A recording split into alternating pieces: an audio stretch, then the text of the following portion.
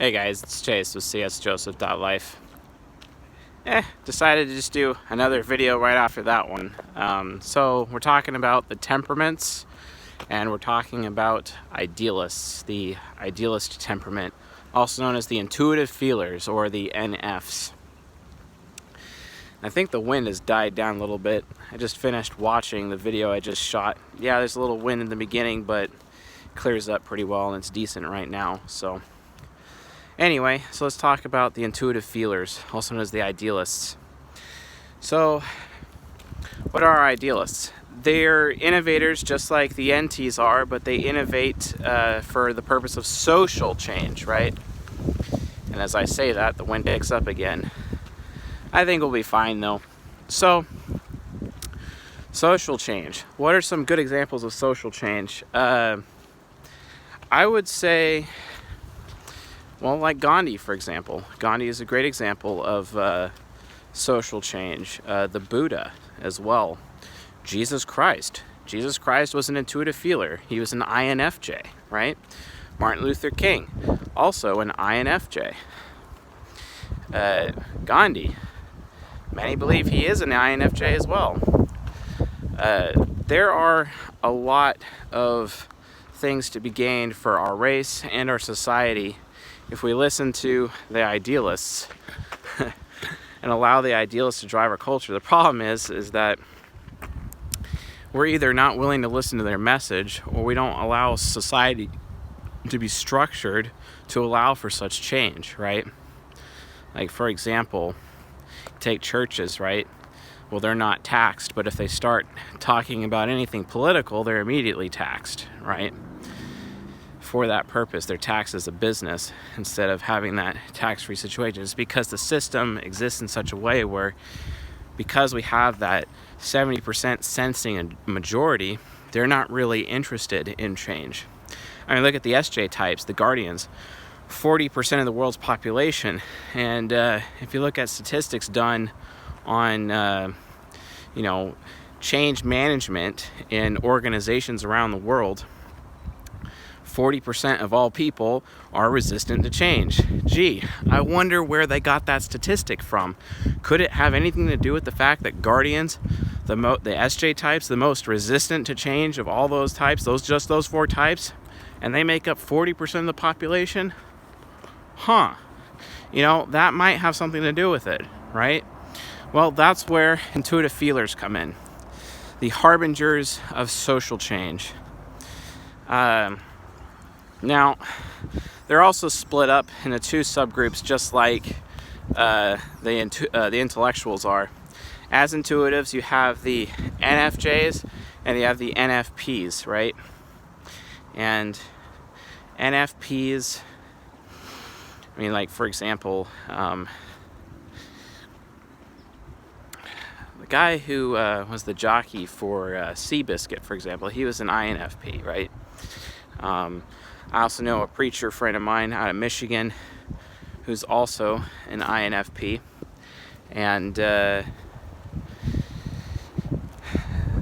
all about advocating ideas, or changing the narrative in such a way where people's entire belief systems are restructured on them. That's what NFPs do, and that could even be in finance. A lot of NFPs I know are amazing at sales and amazing at finance because they are that culture carrier, that messenger that has to tell the message of a better tomorrow and a better life, or a better system, or a better business, specifically because they believe in what they're selling.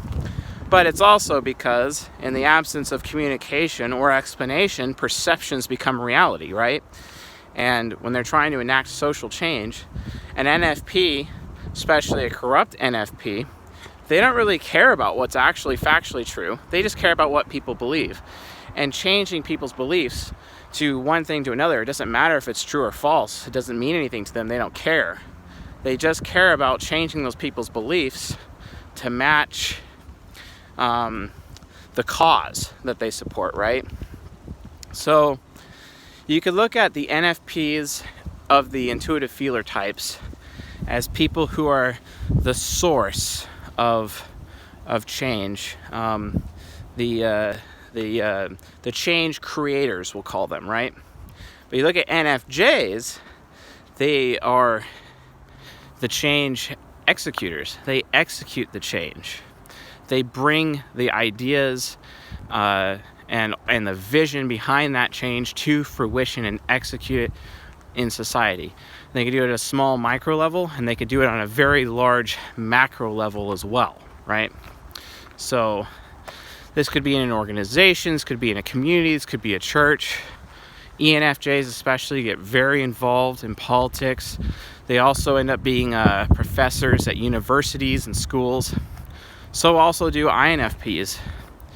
And both the dreamer and the mentor, that's the INFP and the ENFJ, they really dominate in the education area because they believe their cause is to drive change within their students. And that has a broader impact on the next generation and thus the community, the city, the metro, the county, the state, and the country as a whole, and eventually worldwide. Intuitive feelers are very aware that their voice could be carried by anyone to anywhere. Even NFJs do this as well. Why? Well, because an NFJ ego has an NFP shadow or unconscious side of their mind. And the same is also true of NFPs. They have an NFJ shadow or unconscious as well. So because they have all of this mental overlap within the intuitive feelers, they're able to complete the same objectives, right? Although obviously having an ego in one area provides them with more capability in either being the source of the vision of change, right? Or to be that executor of change, you know. Sure, an NFP could be an executor of change, but it would take more effort and more mental energy, more time to accomplish. Likewise, an NFJ could be a source of the vision, but it would take more time for them to implement and accomplish, or to design that vision, basically. So that's what we see throughout history. These figures, these people who have really gone out of their way to change how we as a race view anything from spirituality to basic social interaction, civil rights, feminism, human rights. And although many people have different opinions about those things, it usually almost always stems from an intuitive feeler. Idealists are like the spearhead or the arrowhead, the very apex or the point that really splits the reality of human existence and determines the rights and wrongs and the direction that our race is heading. So if you were to look at the temperaments, the 4 temperaments, like a pyramid, right? 40% of the population are SJs, also known as guardians. That's the bottom foundation of the pyramid, right? And then you have 30% of the population, and that would be the artisans, right? The next layer up. And then the next layer would be the intellectuals who help provide system-based, systems-oriented change and innovation, technology to help really move the race forward. But at the very top of the pyramid are the idealists. They're the people who really recognize what suffering really is from a very human level. Why? Because they're so people-focused. Intuitive feelers are extremely people-focused and people-oriented. It means everything to them. People mean everything to them, especially NFJs, who are extremely self-sacrificing to the point where they become doormats to other people because they care about people so much. I mean, I remember I went on a date one time with an INFJ, and she was explaining to me that she went to jail because she shoplifted from a store. and in order to give that to some poor guy on the street, right? It's like an article of clothing or something. But that's the level of which NFJs or idealists are willing to go, you know. And that's why idealists like really having relationships with each other, because one sees the suffering and wants to design a better life and design a better vision of change, and then that's an NFP, and then their NFJ partner goes and implements it, and it just creates this endless cycle of good feelings and social change, and they feel like they can be shoulder to shoulder and face to face while being part of bringing social change to our race. And it makes them feel alive, in the same way that with intellectuals, for example, when intellectuals get their heads together and they're bringing their systems change, it's the same thing. They feel the most alive by having that kind of team present. Same thing with artisans and SJs. When they all get together and what they're able to build and implement is a similar experience, right? Although it's not internal to their own temperament. SPs prefer to be with SJs. NTs prefer to be with NTs. NFs prefer to be with NFs. That's just the difference between sensors and intuitives. Can't really get any different than that. So yeah, intuitives, ENFJ, ENFP, INFJ, INFP, mentor, advocate, sage, and dreamer are very, very socially, social oriented, very people oriented. Social change is everything to them. They're the activists. They're the people that create foundations. Like, for example, my last job, there's an ENFJ. His name is Chris. Really good guy. He hosted a golf tournament every year that would raise a lot of money, sometimes $500,000, I believe, for the local hospital, right? He would also be involved with other fundraising activities. NFs usually like to help with Salvation Army. They're very volunteer work focused, very volunteer focused. A lot of them make up nursing as well, clergy, any type of occupation that's very people focused. Yeah, even social work in some cases, although social work is usually SFJs, because they're all about protecting people while caring for them at the same time, right?